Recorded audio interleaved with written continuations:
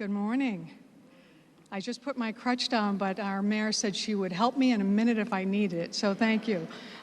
We love a mayor who does it all. So I'm delighted to welcome all of you to Mass College of Art and Design. My name is Mary Grant, and I have the privilege and pleasure of being the president of this incredible institution. So it is a joy and an honor to welcome all of you here today. And I'm going to begin with a little grounding of this place that we're in. So if we could just have a little bit of silence while we reflect on the place where we gather today. The campus of Massachusetts College of Art and Design is located on the land of indigenous tribes, such as Wampanoag and Massachusetts. We make this land acknowledgement to pay respect to those communities, past, present, and future, and to recognize the painful history of erasure and ongoing violence towards indigenous people in North America and across the world. We acknowledge this part of our history to affirm our values to pursue a more just, compassionate, and equitable learning environment. Thank you. And you can see those values we put on our wall, so we take them pretty seriously here at Mass Art. So again, good morning and welcome, everyone. It is indeed my distinct honor and pleasure to welcome all of you here today. The artists, the collaborators, the storytellers, the historians, the supporters, the elected officials who are with us, civic leaders, colleagues, and most of all, a room full of friends. And of course, a very special thanks and a welcome to our Mayor, Michelle Wu. Thank you, Mayor, for being with us today.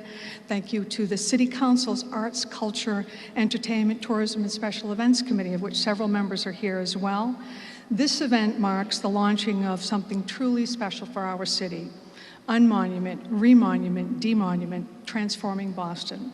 And I want to just take a moment and acknowledge the work of Karen Goodfellow and Kara Elliott Ortega and the entire mayor's staff for this important project. So could we have a round of applause for those folks?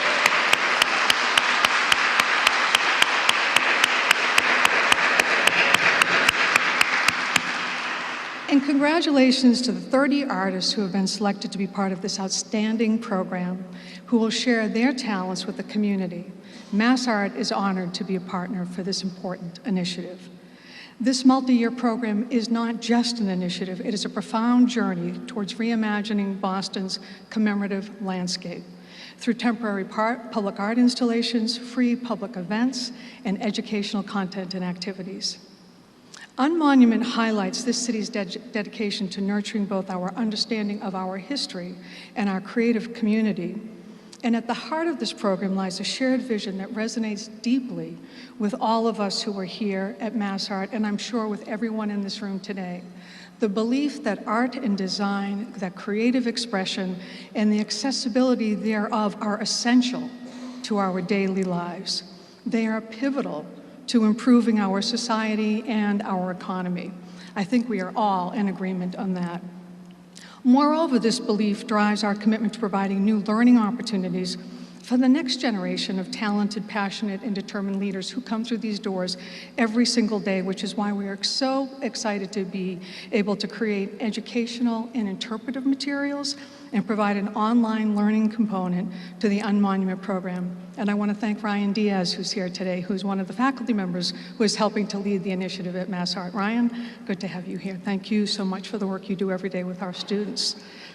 Through community-engaged coursework and partnerships such as this one, our cultural organizations can inspire and connect communities across the Commonwealth, ensuring that our efforts to educate and appreciate the richness of our surroundings have meaningful impact on our campus, our cities, and far beyond. You know, at the start of every new academic year, which is fast approaching, I cannot believe it, it's just a few weeks away, we start by taking our new students on a walk through the neighborhoods. We want them to see where they're going to call home for the next few years. We want them to see the rich murals that are spread throughout the neighborhoods, and more importantly, to understand the stories behind those murals. What were we trying to do? What was the artist thinking? What was the message? Who is our new community? It's really important, and now part of that, we take our students to see the beautiful and powerful Embrace, sitting a couple of miles up the road from here. Another part of telling our whole history, our whole story, and for student artists to understand the power that they have to convey emotion and bring others into the conversation with them. And speaking of emotion, just let me say a little bit about this piece I'm standing in front of. This piece of art was installed and created by some of my favorite people in the whole world, the GN crew. And they were part of an inaugural Atelier in Residence program that we have at the college. So made up of our very own, and a couple of them are here, Gio Go5 Ortega, a Mass Art alum from the class of '09. Gio, good to see you here.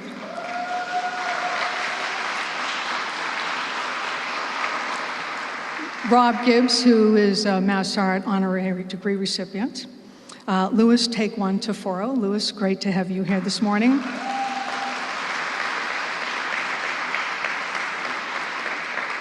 Lee Beard, and then a couple of our Mass Art students were part of this. And Louis's, when we were asking them about this, Louis had this great quote about what this mural meant. And he said that our message to all of you through this new mural, Intrepid, which is what this is called, is that you are absolutely capable of creating the life you can't stop thinking about. Be fearless in your application. Allow your art to scream loudly and foster movement that shakes up the world. Once you become fearless, life becomes limitless. Be bold, be intrepid. So thank you again, Mayor Wu, and for all of those who have supported this visionary program. Together, let us explore how new works of art can reframe our experiences and better connect our histories to the present. Let us embrace the power of art and design and continue to shape our world for the better. Let us be bold. Let us be intrepid. Thank you all so much for being here. Congratulations to all who have made this happen. We look forward to the rich transformational work that is certain to come, and I am so delighted to turn the stage over to Karen Goodfellow, Director of Public Art and the City of Boston, for opening remarks. Or Kara Elliott Ortega, So I'm turning it over to like one of my most favorite people in the room regardless. So Kara, come on up. Kara is no stranger to Mass Art, and we are so grateful for all the things you help us do and make happen. Thank you.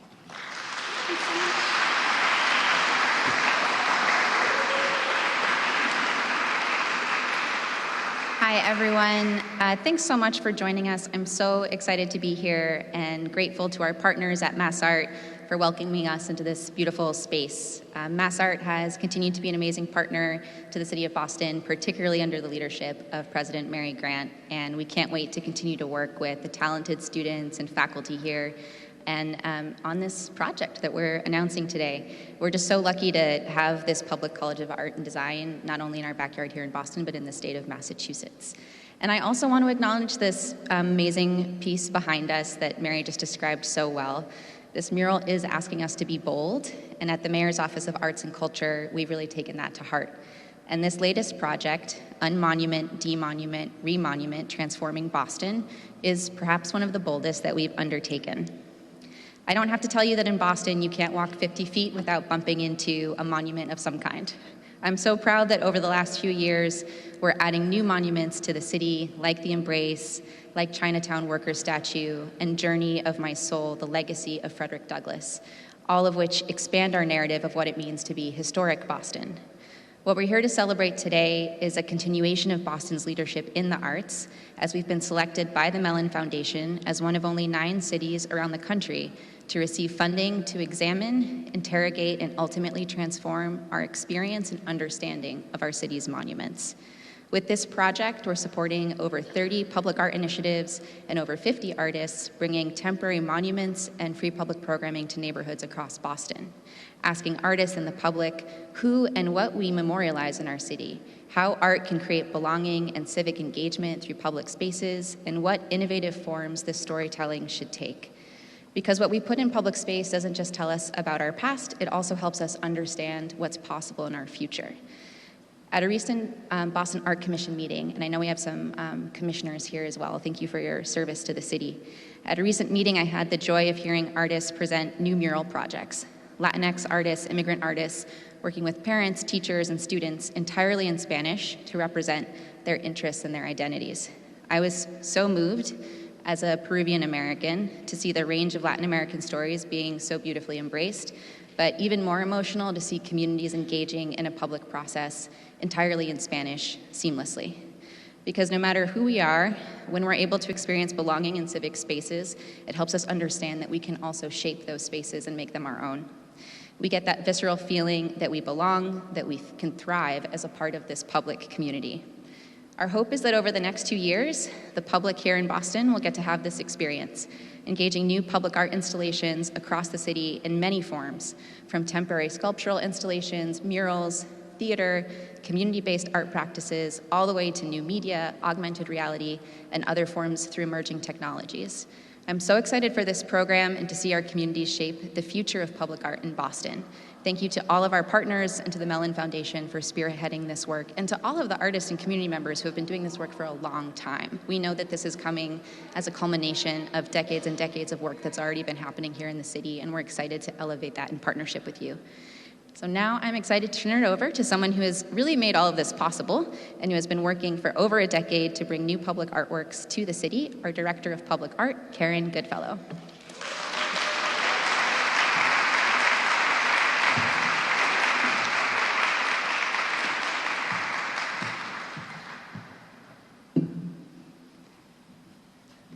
Good morning, everyone. Today is a wonderful day, and I'm so proud to share with you the groundbreaking artists and projects that will be coming to Boston as part of Unmonument. In my 16 years developing the city's public art program, I have worked alongside many incredible artists, curators, city leaders, and community members. And this gathering is in many ways a culmination of these years together, pushing to show the brightness and color of Boston that we have all believed in for so long. In recent years, we have seen an acceleration of change and possibility in our monumental landscape where we didn't think it was possible before. But it always was possible. It was always possible to tell the stories we strive to tell today. It is not too late to celebrate them and reject the concept of a static history and the binary options of being for or against a particular monument or practice. Across the nation, communities have been in the process of asking themselves, how should we tell our stories through monuments? As a community, we spent hours negotiating the removal of artworks, and we collaborated on big new artworks that not only fill some of the gaps in our storytelling, but do so by moving away from traditional methods of presenting untouchable heroes on pedestals, and instead embody our ideals and values in relatable forms. With temporary art, and especially with new media like augmented reality, artists can experiment, and we community members can respond, and so that we can start to answer this question for ourselves and what stories we might tell about monuments about ourselves tomorrow. I'm excited to announce the first round of artists funded by Unmonument. Through an open call to artists, the selected projects are Boston Chinatown, Stories on the Streets, by Allison Yiming Chu, and The Lot Next Door by Geronzi Harris.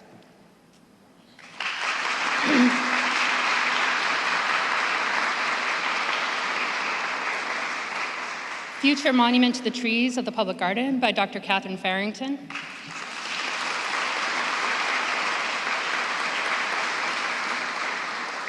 Generation Peace Poles by Ruth Henry. Going to Ground by Larissa Rogers with the Zalika Azim.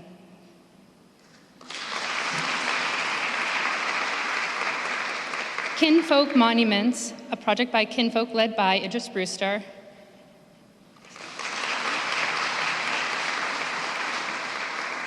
Spray It Loud, Display It Proud series. Monumental manifestations of community in the medium of graffiti by A Tribe Called Funk with local graffiti artists.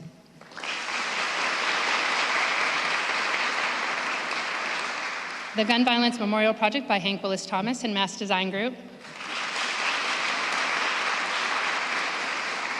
And We Were Here Too by Roberto Mighty.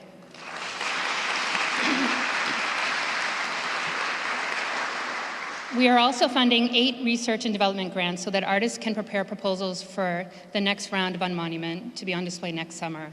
And those artists are Tran Vu, Cedric Douglas, Ricardo Gomez, Victor Quinones, Lauren Woods, Rixie, Fatima Sek, and Tanya Bergera, who I also want to wish a very happy birthday today.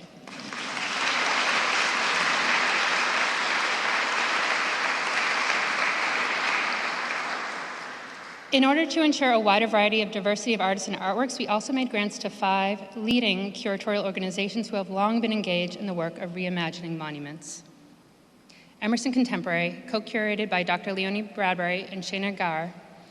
And I will note that with gratitude, it was with Leonie many years ago that I first sketched out the design of this program on a whiteboard at Emerson. We are also working with the North American Indian Center of Boston, who will co-curate work with Janelle Pokachawit and Jean-Luc Parit.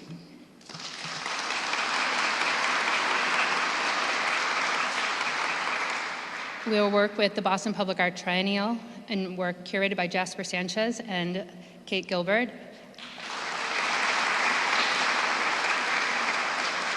And their work you can already see on view in Lot Lab in Charlestown. And POW Art Center with work curated by Lani Asuncion and with the leadership of Cynthia Wu.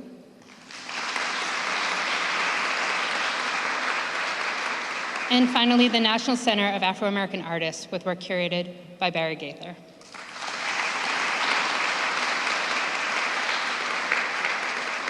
In addition to these diverse curatorial perspectives, our multiple approaches to public dialogue will include MassArt as our educational partner, for which we are very grateful, and the Boston Art Review, who will provide writing and publishing. Through a series of public conversations at the Embrace, curated by Dr. Brandon Terry, and with collaboration from Embrace Boston and the Friends of the Public Garden, we will bring the best classrooms in the world to the Boston Common. Now, I want to introduce a champion for public art and public spaces, our mayor, Michelle Wu.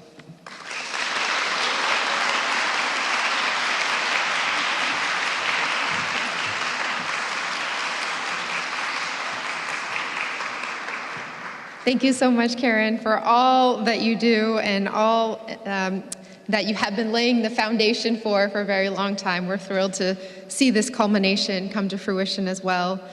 Thank you to our host here, President Grant, and everyone in the MassArt team. We're always thrilled to be in partnership with you and especially to be here in this historic yet groundbreaking institution to celebrate the kinds of community that you build and the change that you are making. I love the idea that we're all, if there ever was a moment where we need to shake up the world, let's do it. And this is a group that I am so grateful and honored to be part of and to be alongside as we think about how Boston can play a role in that.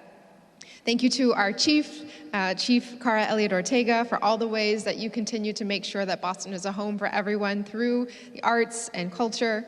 And thank you to all of our many, many partners. There are too many to list here today, but we are so blessed to have the dedicated champions who recognize that art is public infrastructure. And your passion in helping that infrastructure flourish here in Boston helps make this city possible and helps make this city the home that we are so grateful to live in. Good art speaks to our time, and transformational art puts the past in conversation with the present, creating space for new dialogue and new ideas that deepen our connections to the people and places around us. And in moments, in spaces, in different communities, catching it with that glint of inspiration, it cracks open the door to a brighter future for each one of us in our own way. The investment we're here to celebrate today is that kind of inspiration. Unmonument, Remonument, Demonument, Transforming Boston is a multi-year public arts initiative, and I am so excited to see this reimagination of Boston's unique historical landscape through these public installations, free events, and educational content and activities. This is being made possible thanks to the largest ever investment in public arts programming in our city's history, thanks to our partnership with the Mellon Foundation and their Monuments Project. Thank you to the Mellon Foundation for believing in our vision that was nurtured through the city and our many, many partners over many, many years. And I want to thank the incredible Unmonument Advisory Team, which is made up of leaders and creatives across disciplines, industries, and sectors that assembled and brought life to the vision for this project. In its first year, Unmonument will give, as you heard, these 50 amazing artists the opportunity to create and contextualize new monuments with free programming to engage the public. We are lucky to have one of the artists whose installations will be launching this summer here with us today. Roberto Maiti is a local artist who has dedicated his life to creating art that brings the memory of those too often forgotten to the forefront. His piece, We Were Here Too, will use augmented reality to tell the stories of the nearly 1,000 free and enslaved Black people buried without tombstones at Copp's Hill Burying Ground in the North End. Now, Roberto will share more about his work directly in a moment, but I wanted to take this opportunity to acknowledge and thank you for your commitment and creativity in helping Boston piece together a more complete, more complex picture of our history. That is the power and possibility of monuments reimagined. And it's our hope that they will serve as physical spaces that invite and encourage dialogue and build community as well. So at the end of this month, we'll be hosting a conversation at the Embrace Memorial between Professor Joshua Bennett and Professor Imani Perry on poetry, public art, and the politics of memory. This will be the first of 3 conversations taking place at the Embrace this summer, designed to turn our monuments into more dynamic communal spaces for all to see and join.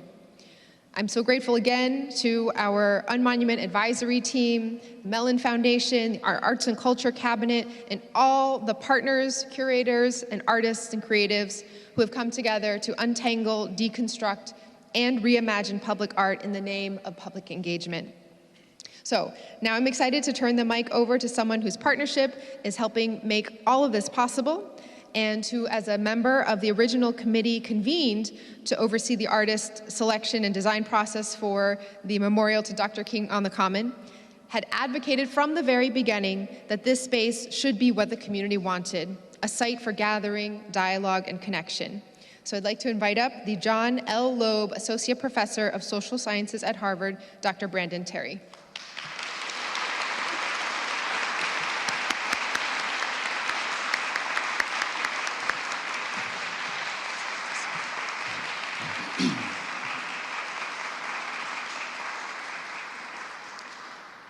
It is a tremendous honor to be here this morning. And as a partner in this work, a proud resident of the city of Boston, and a former college mate, just want to thank Mayor Michelle Wu for her inspiring leadership. None of this is possible without support from the top. So it's an honor to see you here and to be a beneficiary of your support.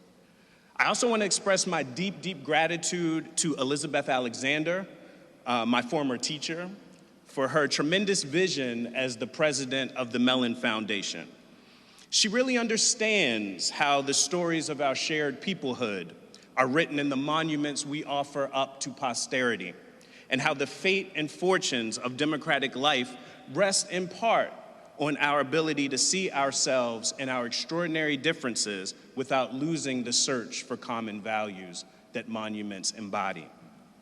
Finally, I want to thank Karen Goodfellow and Cara Elliott Ortega for their championship of public art and public space. I've worked closely, especially with Karen, and her tireless work and creativity, along with the rest of the Office for Arts and Culture, brought this project from dream to reality. It is people like her that make Boston into the testing ground for the ideal of freedom that Martin Luther King challenged us to become in 1965. I say freedom because this project celebrates our exhilarating and ennobling capacity for democratic freedom. By democratic freedom, I mean deciding together what we value and what we want to protect and promote in the world, and what pieces of our traditions we want to claim as our inheritance, our living inheritance, and pass on to future generations. This freedom demands that our relationship with monuments be more than one of passive acceptance or destructive rejection. It requires instead a collective effort to turn the work of monuments into the work of ongoing conversation, listening, and reflection in public. In countless community meetings about the Embrace, we consistently heard the call for a living monument. People wanted something that would be a dynamic and creative site, something that would protect public space and make it come alive with our community's energies. How can monuments provoke us, they asked, beyond their initial unveiling, to think critically about our traditions? How can they provide opportunities and occasions for us to reflect on who and what we value? How can we learn to see and hear differently, especially those voices that call us to be attentive to injustices, past and present? To that end, and following on the community's call, I'm excited to partner with the city to host a 3-year series, Embracing Conversation, on the site of the Embrace at Boston Common. Each year, we've invited an illustrious group of intellectuals, scholars, journalists, writers, and others to engage in hard conversations motivated by the King's commitments and their legacy. We want to bring the practice of constructive conversation and collective learning outside of the cloistered universities and from behind the barrier of too high tuition payments into America's oldest public space. This is a crucial part of the work of democracy and civic education in our moment. We've asked our speakers to model, as the Kings did, a spirit of genuine critical thinking and open public engagement. Our first event on July 29th will feature my dear friend, the award-winning poet and distinguished professor of the humanities at MIT, Joshua Bennett, who's right here.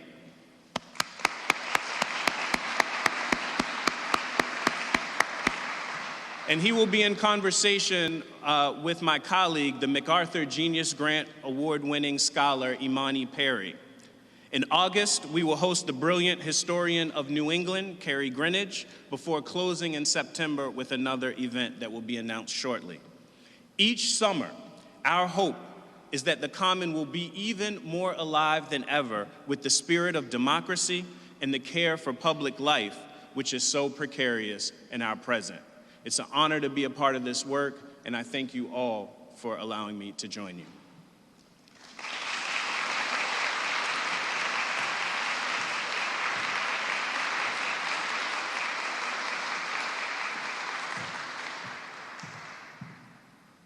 Thank you.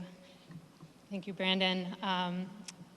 It's hard to imagine a better speaker, and I'm so excited we get to follow you for the next 3 series of talks at the Embrace. But next up, I'd love to bring up artist who will be doing a project with Unmonument this summer, Roberto Maidí.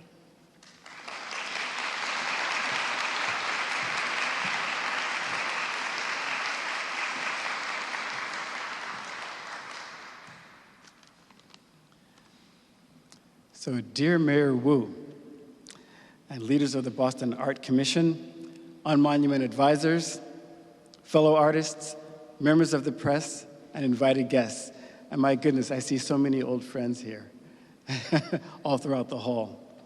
I am honored to be among the awardees of the city's new initiative, Unmonument, Remonument, Demonument, Transforming Boston.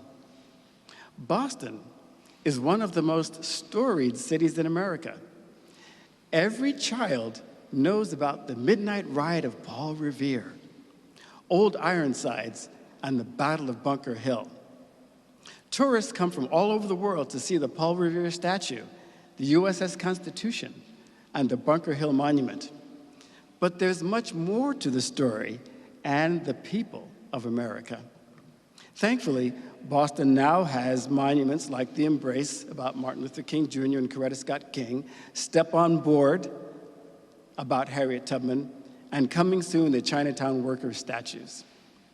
The Unmonument effort signals the city's ongoing commitment to supporting artists who challenge our assumptions about the past.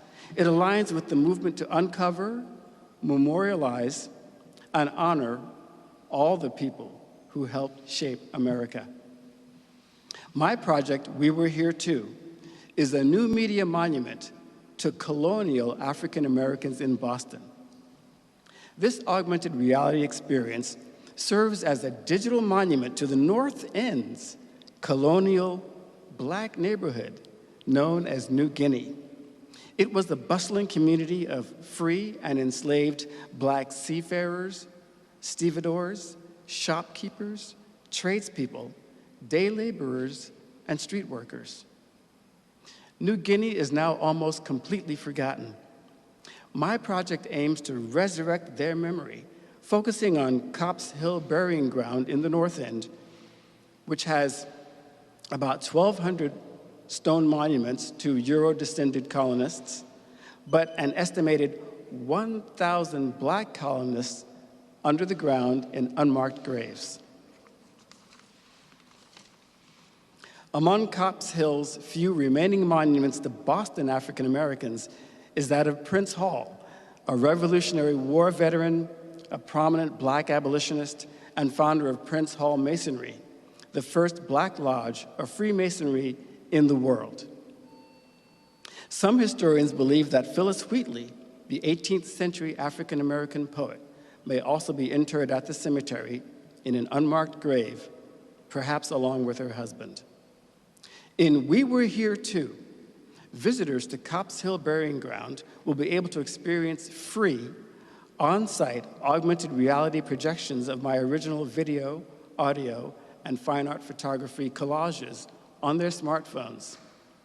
The multimedia will be based on historic maps, archival images, colonial-era texts, court documents, headstone inscriptions, and publications by and about the former Black residents of the North End. Focusing on people without monuments highlights the contrast between those who have been memorialized and lionized and those who have been minimized and erased. By locating their remains and saying their names out loud hundreds of years later, we pay our respects in ways they may have never experienced even during their own lives. That gives me chills.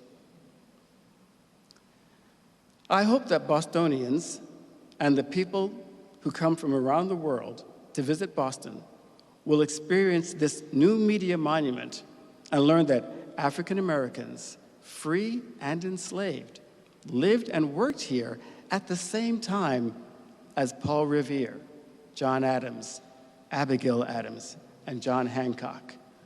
We were here too. Thank you.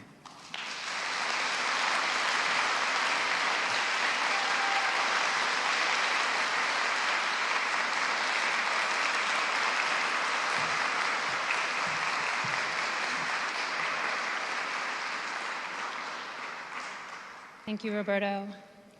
And with that, I would love to invite up Erin Genia, artist and Unmonument advisor.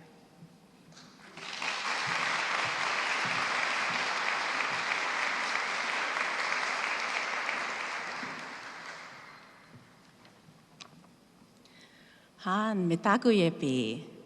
Hello, all my relations. My name is Erin Genia, and I'm a proud tribal member of the Sisseton Wahpeton Oyate. Ampetu Washte, it's good to be here with you today.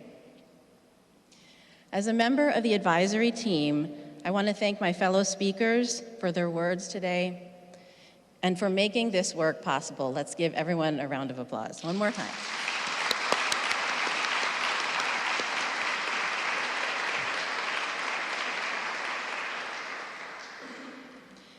I served as an artist in residence with the city right during the time of when the COVID-19 pandemic hit.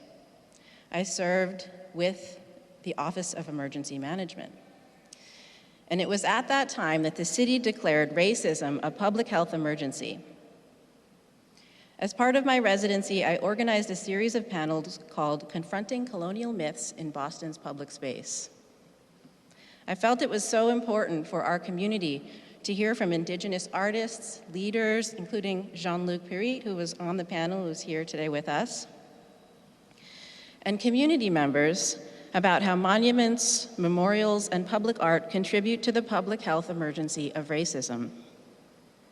Raising Native American and Indigenous peoples' voices and perspectives is essential, and one important platform for doing this is through public art. Art is a powerful place of discourse where we can have difficult conversations and where we can collectively honor the role of the creative process in creating equity and community change. When I look back on the monuments that were built in past centuries, the values held by those in power at the time speak loudly. I see the erasure of Native American and Indigenous peoples and the celebration of settler colonialism. Our society has evolved to a greater understanding of why those things should not be memorialized. And it's the artists who are leading the way in showing us visions for a better way to honor the past, present, and set a course for a more equitable future. I am proud and very happy to be here with all of you today as we award these fantastic artists who are doing that work. Thank you.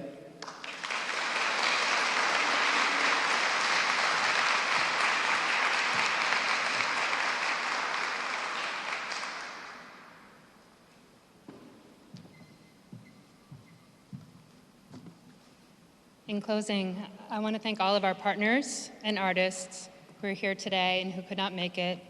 In addition to our Transformative Public Art and Monuments Advisory Team, I want to thank Mayor Wu and President Grant.